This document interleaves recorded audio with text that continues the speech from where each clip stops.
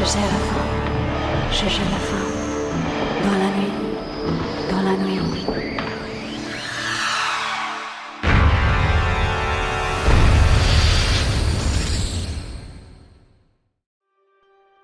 Saludos queridos amigos, ¿cómo están? Sean todos muy bienvenidos a una nueva edición del podcast Legión Oculta. Yo creo que todos ustedes se están preguntando cómo tanta generosidad en el aspecto comunicacional. No, a veces cuando se puede se comparte información como el podcast, que ha sido bastante fluido y generoso esta semana, pero eso no quiere decir que en otras ocasiones nos demoremos un poco en subir capítulos porque va a depender muchas veces del tiempo que nosotros tengamos. Y bueno, ya que estamos en esa posición de poder compartir y a la vez también subir más material a nuestras plataformas, hay una pregunta, más que nada un cuestionamiento sobre un hecho que se ha hablado en varios programas en los cuales he podido participar, y se habla sobre la famosa piedra Rosetta. ¿Sí? Un extraño artilugio que tiene las condiciones, bueno, yo lo conozco de esa forma, como artilugio, como un elemento en la cual permitió la traducción de los jeroglíficos egipcios. Pero, ¿qué se sabe realmente sobre esta piedra? ¿Cuál es su información, su descripción, su función y cómo ha actuado a través del tiempo para poder desenvolver todos aquellos misterios escritos en las paredes de piedra del antiguo Egipto? Bueno, para eso tenemos que ir a la actualidad y también ver la exhibición en el Museo Británico de esta famosa piedra llamada Rosetta, que es una placa de granito del año 196 a.C., que contiene un decreto inscrito en jeroglíficos egipcios, griego antiguo y escritura demótica. En julio de 1799, cuando las tropas francesas se preparaban para enfrentarse en las fuerzas otomanas en Rosetta, Egipto, se toparon con un trozo de piedra tallada, pegado a la pared de un fuerte. Mostraba 3 idiomas y pronto resultó ser la clave para descifrar el lenguaje perdido de los jeroglíficos egipcios. La llamada piedra de Rosetta, inscrita en el año 196 a.C., fue adquirida por los británicos a principios del siglo XIX y ha permanecido durante siglos en el Museo Británico. Qué raro, varios artefactos como moai chileno se encuentran por allá. Bueno, harina de otro costal. Ahora, pero su futura ubicación es más controvertida. Nadie se propuso encontrar la piedra Rosetta. De hecho, el 19 de julio de 1799, las tropas francesas simplemente estaban fortificando el antiguo fuerte de Rashid, en Rosetta, Egipto, para prepararse ante una inminente batalla con el ejército otomano. Según el Museo Británico, estaban cavando los cimientos cuando se encontraron con esta misteriosa reliquia. La piedra, que está llena de inscripciones detalladas, medía aproximadamente 112 centímetros de alto y 76 centímetros de ancho, pesando alrededor de 750 kilos.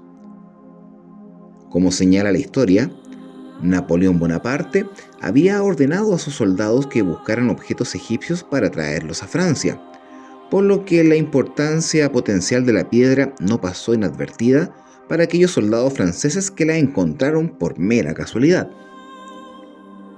Entre las obras de fortificación llevadas a cabo en el antiguo fuerte Rashid, hoy llamado Fort Julian, en las orillas izquierdas del río Nilo, se excavó una hermosa piedra de granito negro, de grano fino y dura como el martillo. Anunciaba entonces el courier de Egipto. Solo una de las caras está pulida y en ella hay 3 inscripciones distintas, separadas en 3 franjas paralelas. Pierre-François Borchardt, el soldado que supervisó las obras en el fuerte de Rosetta, transportó la piedra al Cairo, pero la piedra no permaneció en manos de los franceses. Después que los británicos derrotaron a los franceses en la Guerra Napoleónica de 1801, tomaron posesión de esta afamada y misteriosa piedra. Luego comenzó la carrera para traducir qué es lo que decía esta piedra. Aunque el uso de los jeroglíficos desapareció después del siglo IV debido al surgimiento del cristianismo, los eruditos del siglo XIX todavía podían leer griego antiguo, que era uno de los 3 idiomas encontrados tallados en aquella piedra. Se enteraron de que la piedra contenía un decreto religioso que afirmaba la lealtad de los sacerdotes griegos a Ptolomeo V Epifanes, un faraón que había tomado el poder en el año 204 a.C.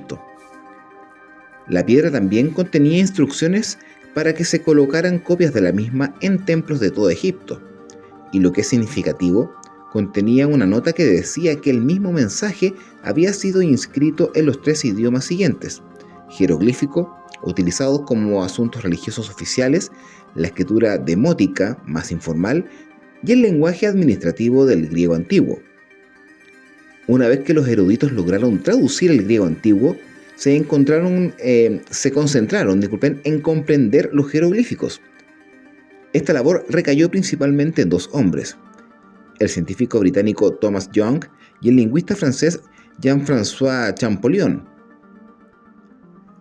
Según lo que se comenta, es que al examinar la piedra en 1814, descubrieron que algunos de los jeroglíficos estaban contenidos en un óvalo, al que llamaron cartuchos, y que estos formaban las letras de los nombres reales, como el de Ptolomeo. Pero según lo que señala el Museo Británico, finalmente no se pudo entender cómo los signos se transmitían mediante un significado. Esa tarea le correspondió a Champollion, quien comenzó a estudiar la piedra de Rosetta en 1822. Tenía amplios conocimientos sobre el antiguo Egipto e incluso entendía la lengua copta, que descendía del antiguo Egipto, según lo que se menciona, y tenía descripciones Champollion. También descubrió que los jeroglíficos tenían sonidos coptos. Y según lo que él explica, ¡lo tengo! Eso fue lo que gratamente pudo explicar Champollion, según lo que explica el National Geographic, cuando logró su primer descubrimiento. Luego el lingüista francés se desmayó y no se recuperó dentro de los próximos 5 días. Imagínense la sorpresa y a la vez también el golpe de emoción que tuvo. El descubrimiento de Champollion y sus posteriores trabajos sobre los jeroglíficos lo convirtieron en un denominado padre de la egiptología. Y según The Irish Times, descubrió que los símbolos se dividían en 4 categorías: en pictogramas, que describen objetos; ideogramas, que describen ideas abstractas, utilizados fonéticamente o como derivados, que podían alterar el significado de un grupo de símbolos. Gracias a él, el lenguaje de los jeroglíficos revivió y permaneció durante mucho tiempo, permitiendo que los arqueólogos pudieran comprender las inscripciones dejadas en los templos y tumbas en todo el antiguo Egipto. Pero la historia de la piedra Rosetta no termina aquí. De hecho, continúa en la actualidad, cuando Egipto y el Reino Unido debaten qué país tiene derecho a exigir este artefacto histórico fundamental. Según el Museo Histórico Británico, la institución adquirió la piedra Rosetta en 1802, poco después de que los británicos se los arrebataran a los franceses. Como el museo no podía soportar el gran peso de la piedra, se construyó una galería nueva para poder exhibirla y también otros artefactos.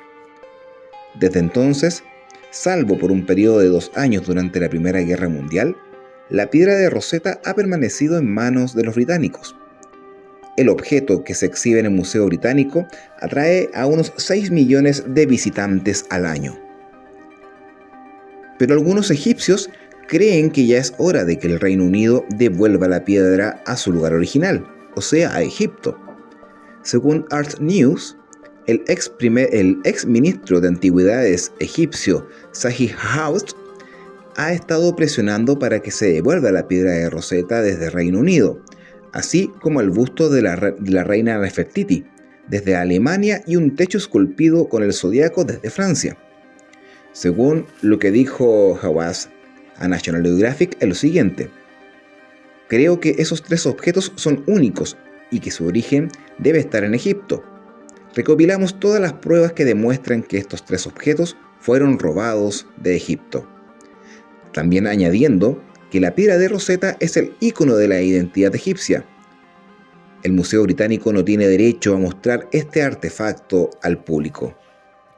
Hawass afirma que ha pedido al Museo Británico la devolución de la piedra Rosetta desde el año 2003 y que planea presentar una petición formal firmada sobre este asunto con los académicos egipcios. El Museo Británico, por su parte, afirma que Egipto no ha hecho ninguna solicitud formal de la devolución de esta piedra de Rosetta. Pero dado que los museos de todo el mundo han repatriado objetos en los últimos años, parece posible que la piedra de Rosetta pueda encontrar su camino de regreso a su hogar en Egipto en algún momento. Por ahora, hay una réplica del famoso artefacto en el Museo de Antigüedades Egipcias del Cairo. Y algunos piensan que la réplica puede ser suficiente. El Tayeb Abbas, el jefe de arqueología del Gran Museo Egipcio, dice que por mucho que le gustaría recuperar el artefacto, duda que la piedra de Rosetta real regrese alguna vez a Egipto. Si vamos a hablar en serio, estos objetos nunca llegarán a Egipto, según lo que dijo Hawass al Evening Standard. Pero que estén allí, en Berlín o en el Museo Británico de Londres, es una buena propaganda para Egipto. Es un buen anuncio. La historia de la piedra Rosetta sigue en pie. No se sabe si el artefacto permanecerá en el Reino Unido o regresará a Egipto, pero el significado de esta piedra tallada es indiscutible. Gracias a lingüistas como Champollion, proporcionó la clave para comprender una lengua perdida y una lengua muerta. Nos hemos dado cuenta la importancia que tienen los artefactos arqueológicos y sobre todo la piedra Rosetta para poder descifrar y descubrir aquellos mensajes que ocultan las paredes de tumbas, pirámides y construcciones egipcias que hasta ese momento eran desconocidas. Pero también hay que tener en consideración que museos como el de Francia, Alemania y Reino Unido guardan antigüedades de otras naciones que no quieren devolver, como por ejemplo el Moai chileno. Pero eso yo creo que lo vamos a dejar a discusión en otra oportunidad. Pero hay que también dejar en claro toda la información que hemos recibido en base a esta tremenda piedra y la importancia histórica que ésta tiene. Bueno, queridos amigos, me despido en esta oportunidad invitándolos a que nos puedan visitar en las plataformas de iVoox, Spotify y también YouTube como Observador de Estrellas Chile. Ese es el nombre del canal. Dejando un like y compartiendo. Esa es nuestra paga. Así que sería interesante que nos puedan ver y dejar un like porque eso es gratificante.